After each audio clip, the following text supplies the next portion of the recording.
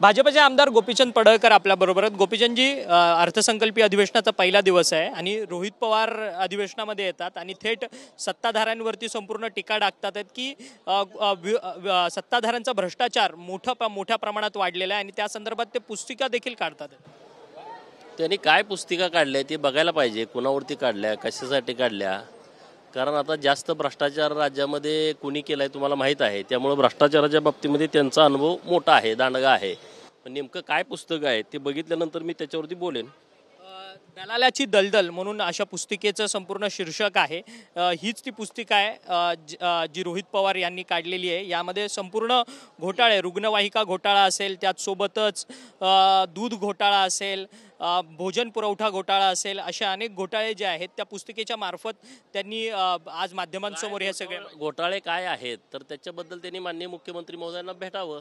त्यांच्याकडे काय पुरावे असतील, काय असतील तर त्यांनी माननीय मुख्यमंत्री महोदयांना द्यावेत, ते त्या विषयावरती निश्चितपणे चौकशी करतील। परंतु सातत्याने विरोधकांकडनं सत्ताधाऱ्यांवरती आरोप केला जातोय की या राज्यात कायदा सुव्यवस्था राहिली नाही, मंत्र्यांचेच, केंद्रीय मंत्र्यांच्या मुलींची छेडछाड संपूर्ण काढली जाते म्हणून।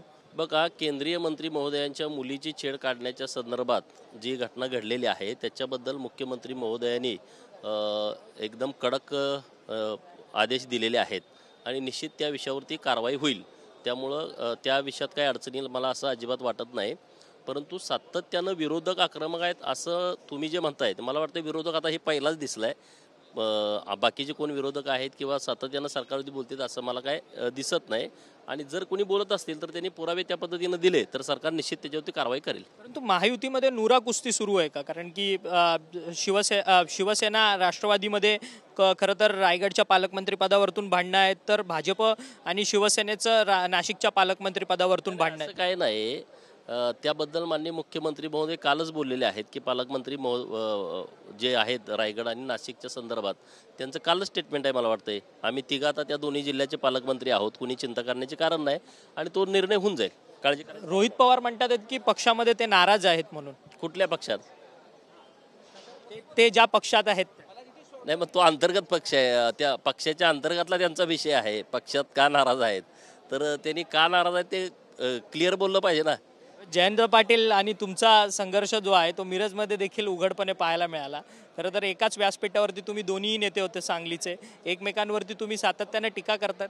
बघा, ब्राह्मण समाजाच्या वतीनं सांगली जिल्ह्यातील सर्व आमदारांचा आणि जे खासदार आहेत त्यांचा सत्काराचा कार्यक्रम होता आणि त्या कार्यक्रमामध्ये जयंत पाटील काय बोलले बघितलं की शिव्या देऊन एखाद्या समाजाचं नेता येतं, समाज डोक्यावरती घेतो। पण जयंतरावला हे माहीत नाही की समाजाचं नेता होणं हे बापाच्या रिक्त जागेवरती आमदार होणे इतकं सोपं नाही। त्यांना त्याच्याविषयीची माहिती नाही, कारण राजाराम पाटलांच्या जागेवरती अनुकंपाखाली आमदार होणं हे एकदम सोपं काम आहे। मी नुसत्या शिव्या देऊन आमदार झालो असतो तर 40,000 मतांनी निवडून आलो नसतो। पण जयंतरावनी हे लक्षात घेतलं पाहिजे की मी छाताडाव तुमच्या नाचून आमदार झालेलो आहे आणि मी माझी भूमिका मांडून आमदार झालेलो आहे आणि माझ्या समाजाच्या बाबतीमध्ये मी प्रामाणिक आहे, माझं काम चालू आहे।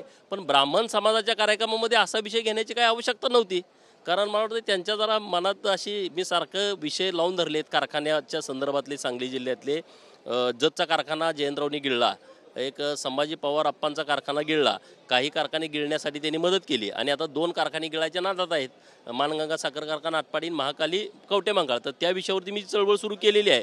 मला वाटतं त्यांच्यात ती जिवारी लागलेली असावी आणि म्हणून त्यांनी तिथं भाषणाला सुरुवात केल्यानंतर मी कशासाठी गप्प बसू, माझी भूमिका मी मांडलीच पाहिजे। धनंजय मुंडेंनी राजीनामा द्यावा का? कारण की नैतिकतेच्या मुद्द्यावरतून धनंजय मुंडेंनी राजीनामा द्यावा असं विरोधक म्हणतात।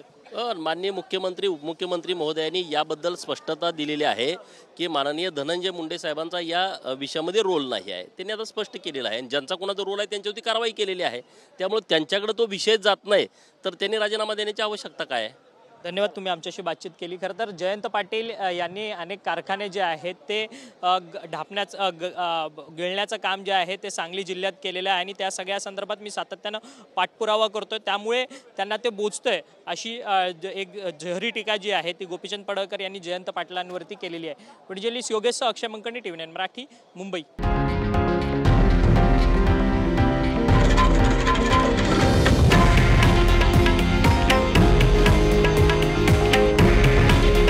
हे आहे देशातील नंबर 1 न्यूज नेटवर्क आणि आपण पाहत आहात TV9 मराठी। काळजी तुमची, हित महाराष्ट्राचं.